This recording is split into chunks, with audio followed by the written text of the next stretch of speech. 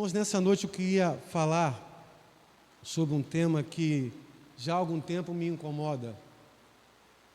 E quando um tema ou quando uma mensagem incomoda o pregador, geralmente esse pregador é necessário que ele fale. Primeiro, para que ele possa ser alcançado pela palavra. Sempre o pregador é o mais, ou o de cara, o atingido pela palavra de Deus. E precisa ser assim. Deus tem como objetivo sempre falar primeiro ao coração daquele que vai pregar, para que ele apenas transmita à igreja aquilo que Deus falou ao coração dele. Eu queria falar nessa noite sobre o tema, uma pergunta inquietadora, que o Senhor tem nos feito pela sua palavra. Quem andará na presença de Deus? Eu queria ler com os irmãos o Salmo 15 da palavra do Senhor. Abra sua Bíblia, em nome de Jesus. O Salmo 15.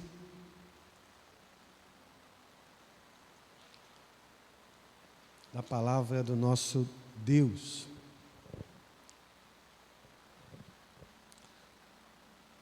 A Ele seja a glória pela sua palavra. Amém? Irmãos, acharam? Podemos ler? Diz assim: Senhor, quem habitará no seu tabernáculo? Quem morará no teu santo monte?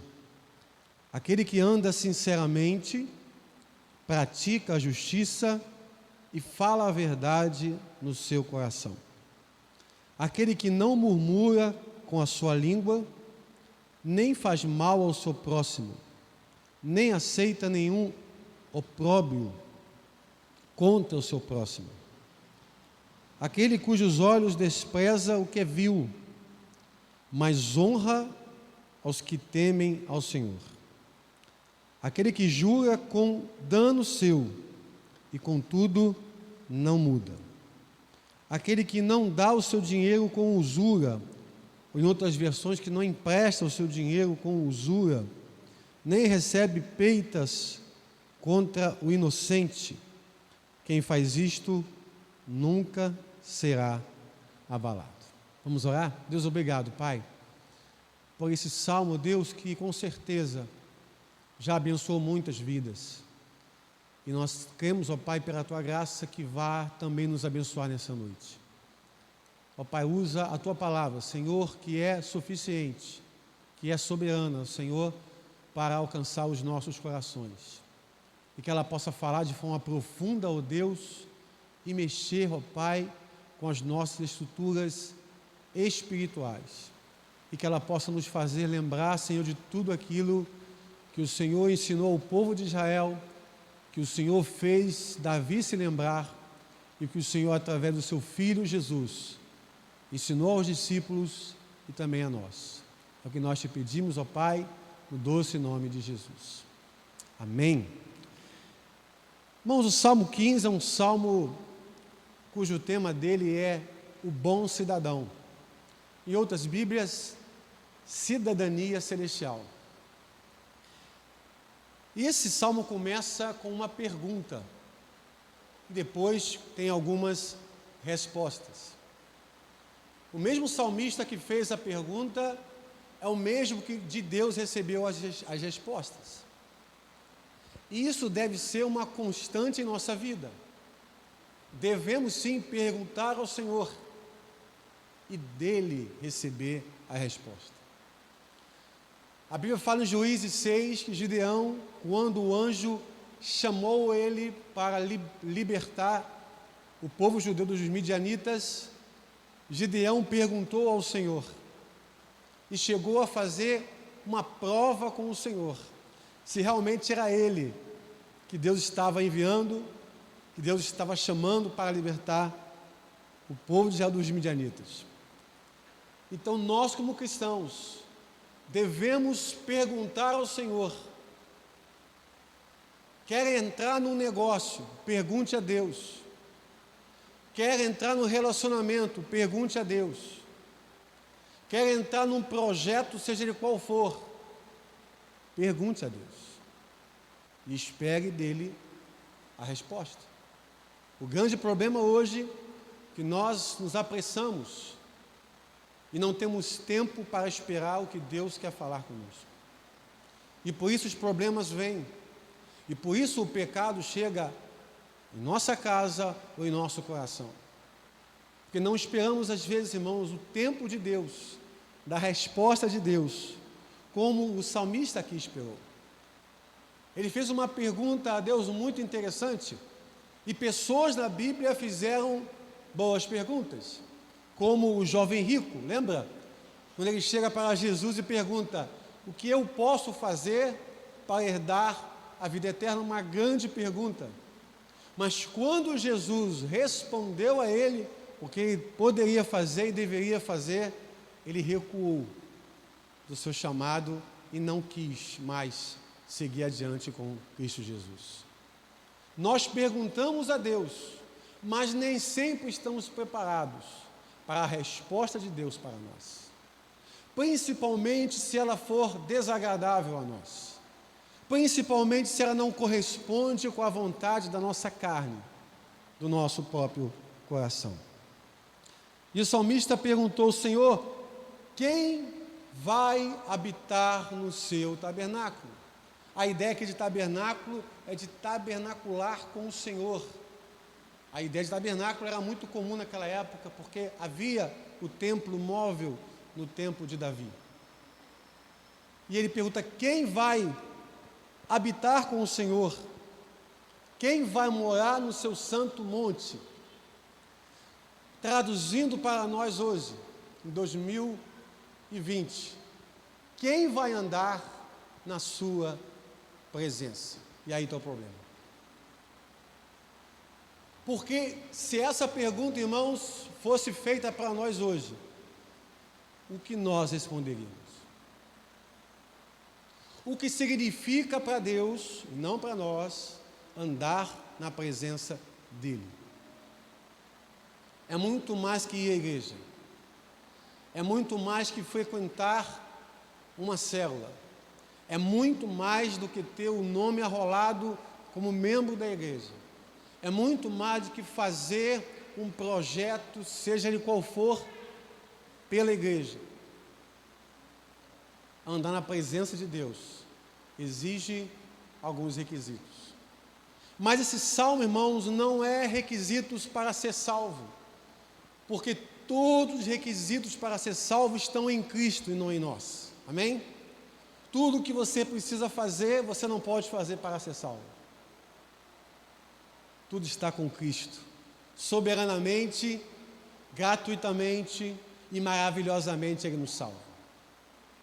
Mas aqui fala de requisitos para andar em sua presença e não para ser salvo. Então o salmista pergunta: quem, Senhor, vai morar? Quem vai habitar na sua gloriosa presença? E aí Deus faz Davi se lembrar do que ele já sabia. Nos 10 mandamentos, existem mandamentos verticais do homem para com Deus e mandamentos horizontais do homem para o seu próximo. Deus faz Davi se lembrar dos mandamentos recíprocos horizontais. Então ele responde a Davi: você quer saber quem vai andar em minha presença verdadeiramente? Então eu vou te responder. Em primeiro lugar, aquele que anda sinceramente, pratica a justiça, fala a verdade no seu coração. Davi, aquele que vai andar na minha presença fugirá da hipocrisia,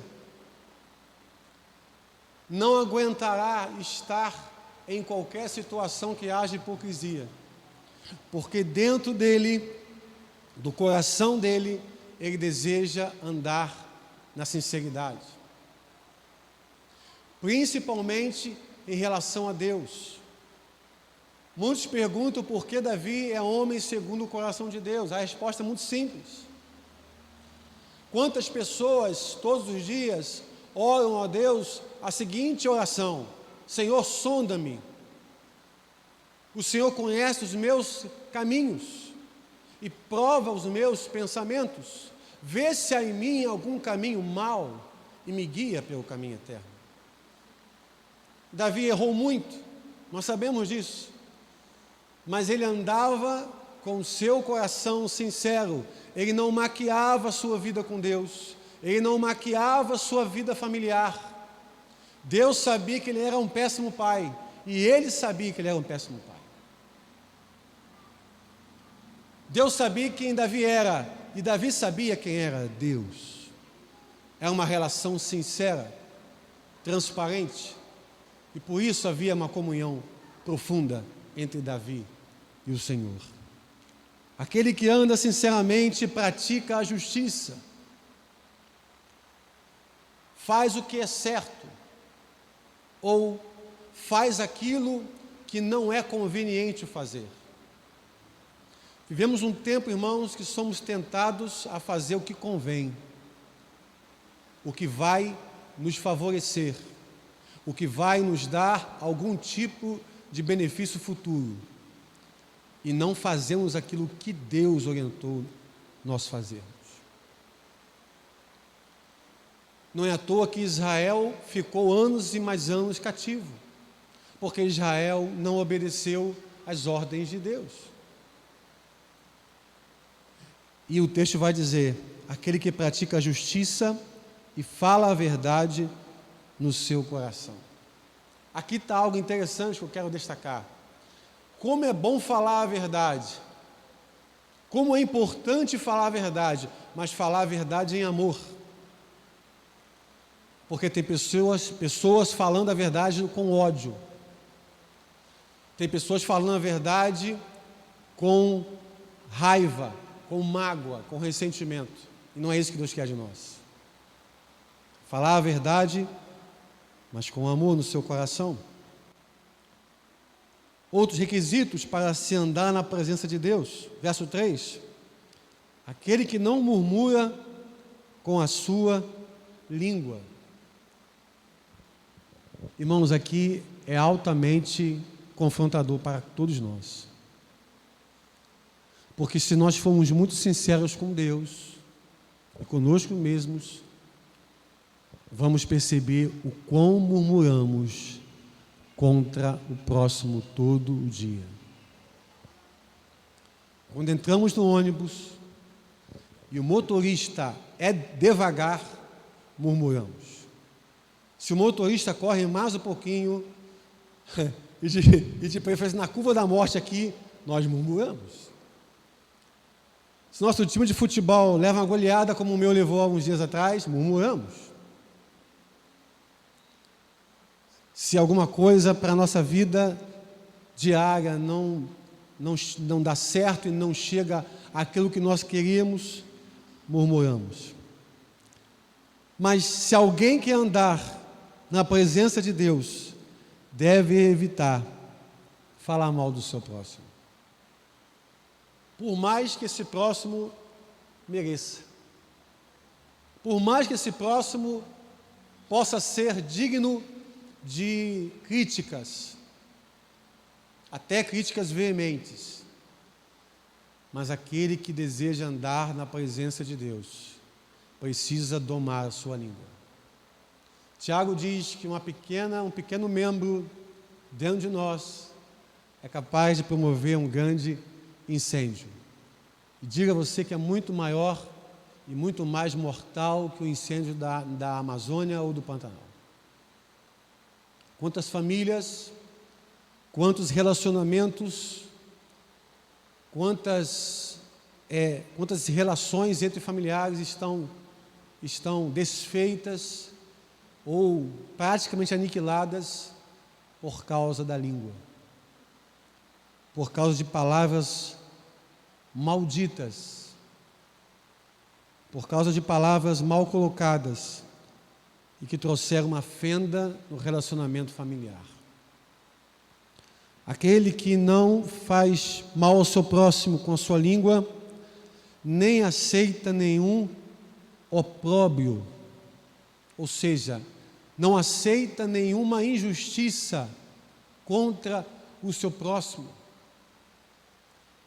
Irmãos, é interessante que Tiago vai dizer isso de forma sintetizada. Aquele que sabe fazer o bem e não faz, comete pecado. Aquele que está vendo algo acontecer que é injusto, é indigno, é cruel, é corrupto, e não se posiciona, é isso que está aqui falando. Aquele que deseja ser um cidadão do céu, precisa primeiro ser um cidadão terreno.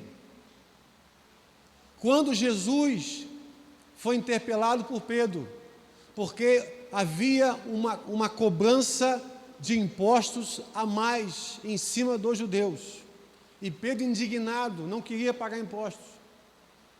E aí Jesus, Pedro, vai lá na água, lá, vai no mar, vai estar um peixe lá, você vai pescar ele, quando você abrir a boca do peixe, vai tomar uma moeda, e essa moeda vai servir para pagar o meu imposto e o seu.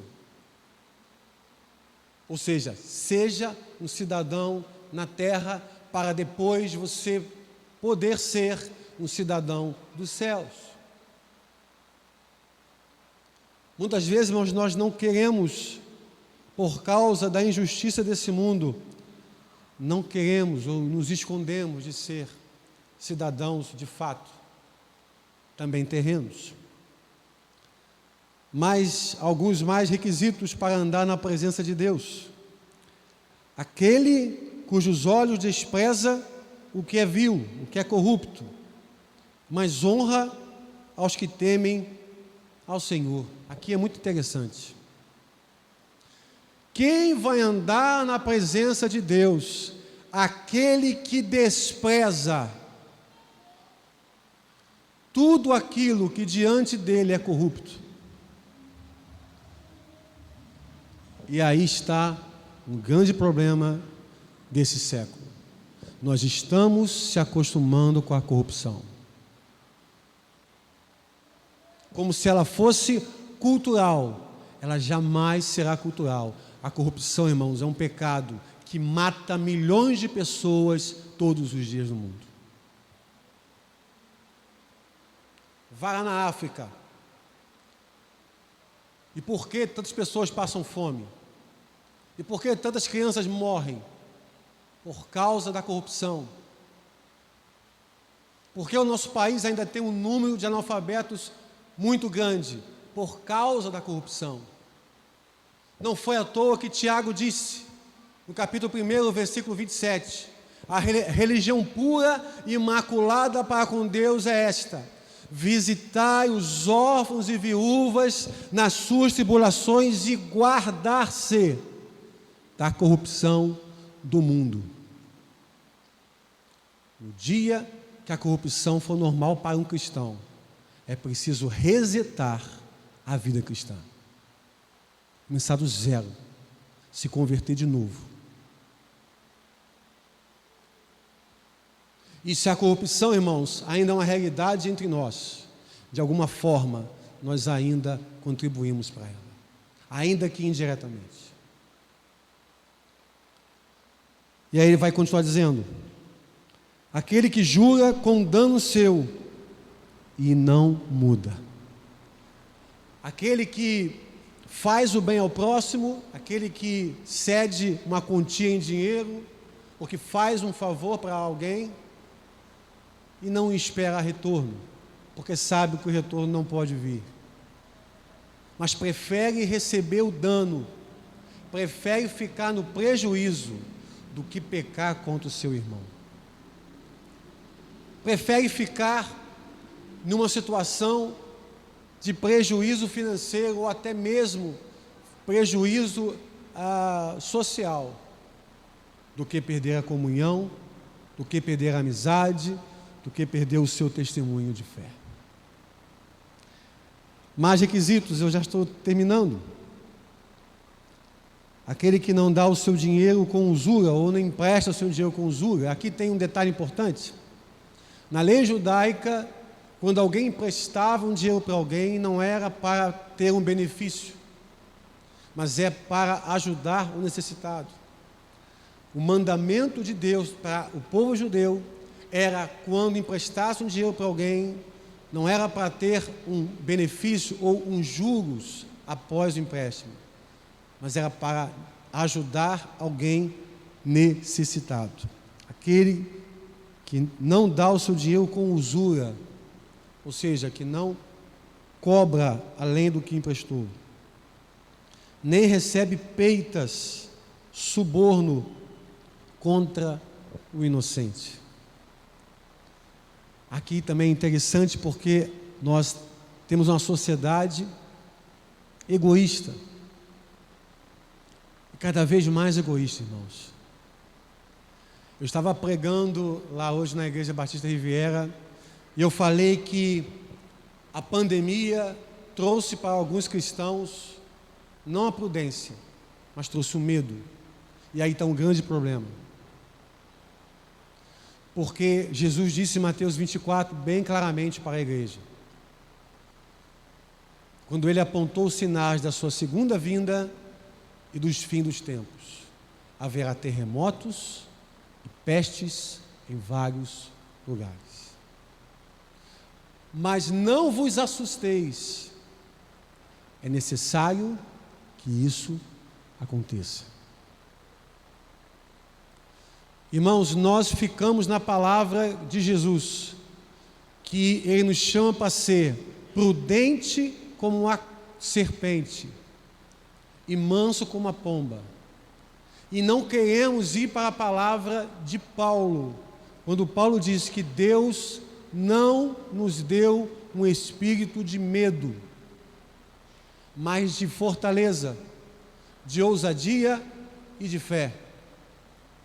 Algo está errado quando um crente não tem uma palavra de esperança e de fé para dar ao seu irmão num tempo de pandemia. Porque o tempo não é para ter medo, o tempo é para ter fé. Todo aquele que perseverar até o final será salvo. Quantas pessoas poderiam ser alcançadas por Cristo nesse tempo, se muitos de nós rompêssemos com o medo e ficássemos com a prudência? Porque a prudência, sim, é o que Cristo quer de nós, não o medo. O verdadeiro amor lança fora todo o medo. Então, se alguém quiser andar com Deus, conforme o que Deus ordenou na sua palavra, e aí eu me coloco nesse processo e tremo, porque deve estar dentro disso aqui. Repito o que eu disse antes, isso aqui não é para ser salvo, isso aqui era para ter uma vida santificada no dia a dia por Deus. Há uns certos versículos na Bíblia, irmãos, que quando eu leio, eu fico remoendo esse versículo o dia inteiro. E um deles é esse, muito atual para hoje: segui a paz com todos e a santificação, sem a qual ninguém verá o Senhor. A pergunta é: você está em paz com todos? Os seus relacionamentos, tanto dentro de casa quanto fora de casa, são em paz? Você hoje vive em paz com seus parentes? Você vive em paz com o seu inimigo? Seguir a paz com todos. E a santificação, que é isso aqui, ó, caráter mudado, sem a qual ninguém verá o Senhor. Eu sei que alguns teólogos ficam de cabelo em pé com esse versículo, porque o versículo diz claramente: sem santificação ninguém verá o Senhor. E eu fico com a Bíblia, não fico com teorias humanas, eu fico com o que a Bíblia diz. Quando Jesus estava indo em direção à cruz, ele orou em João 17, dizendo: santifica-os na verdade, tua palavra é a verdade, santifica-os. Não deixa que os seus servos, Senhor, não deixa que os seus escolhidos percam o propósito de ser cristão. E aprendam a andar com o Senhor. Que nessa noite, irmãos, possamos pensar com muito, muito carinho nisso. Porque estamos diante de um Deus que não podemos enganar. Diante de um Deus que não podemos maquiar aquilo que vivemos. Precisamos, em nome de Jesus, vivenciar cada orientação que está aqui.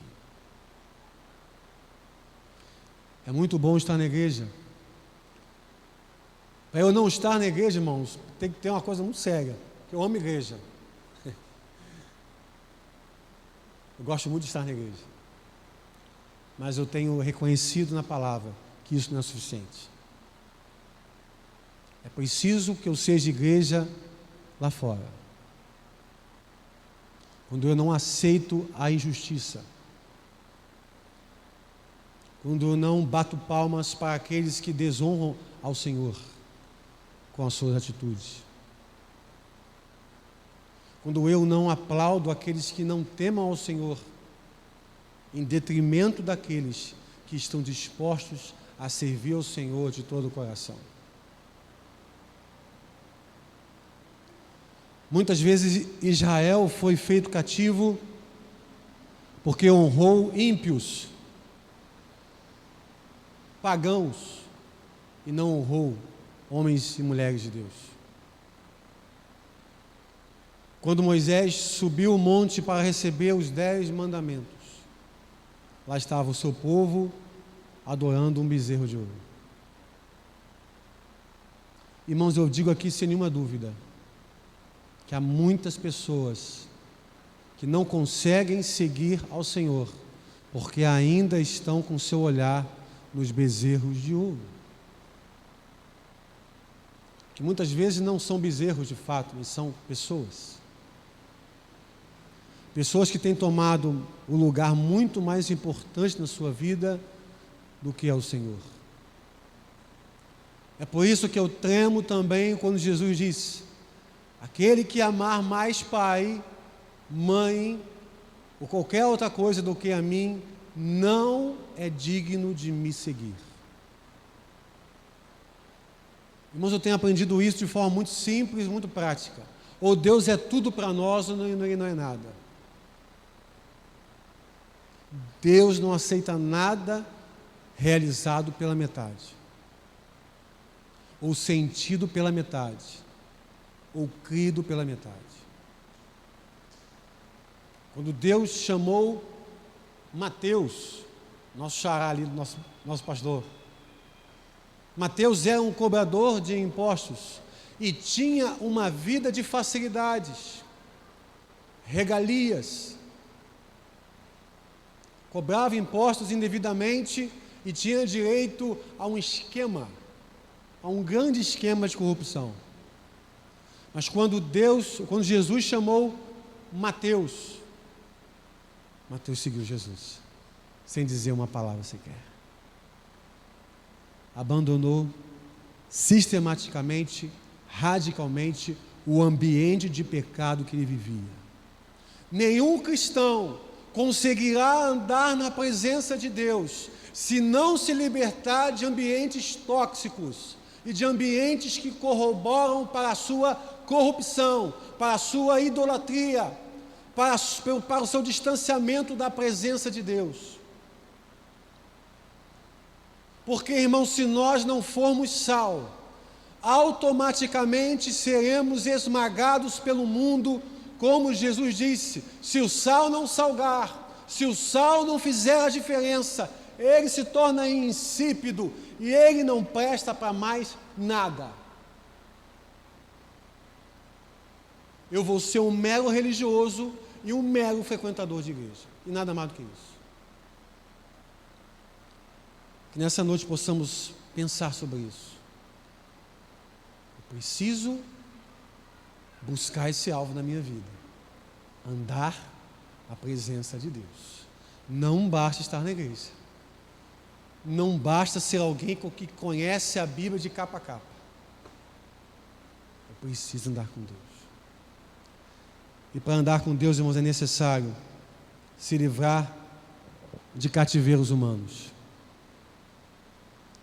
principalmente da injustiça. Jesus disse que bem-aventurados que têm fome e sede de justiça, porque estes serão fartos.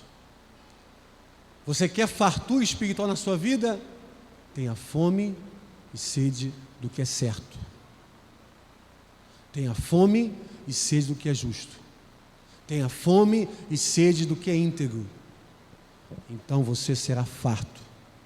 E aí vai se cumprir o que o salmista encerra o salmo dizendo: aquele que faz isso não será abalado. Todo princípio de abalo espiritual em nossa vida é de alguma fenda que precisa ser fechada. E muitas das vezes passa pelo nosso caráter cristão. Quando todo dia precisamos fazer essa oração de Davi: Senhor, vê se há em mim algum caminho mau, perverso, pecador, e me guia pelo caminho eterno. É esse autoexame todo dia que nos leva a andar na presença de Deus. Amém?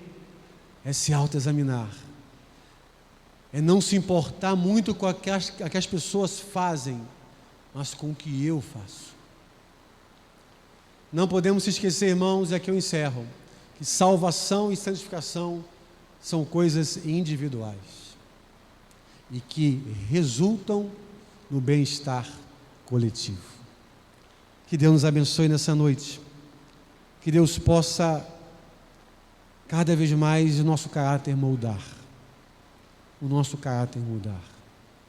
Não para ser salvo, mas para viver como um salvo. Não por causa da sua salvação, mas por causa de glorificar o seu nome. Amém? Eu queria estar orando para encerrarmos. E vamos cantar uma canção para nosso culto terminar. Mas eu queria orar especificamente por você, que é como eu, apertado por esse sistema, que é como eu, jogado contra a parede, para fazer o que é injusto, para aceitar passivamente o que é errado,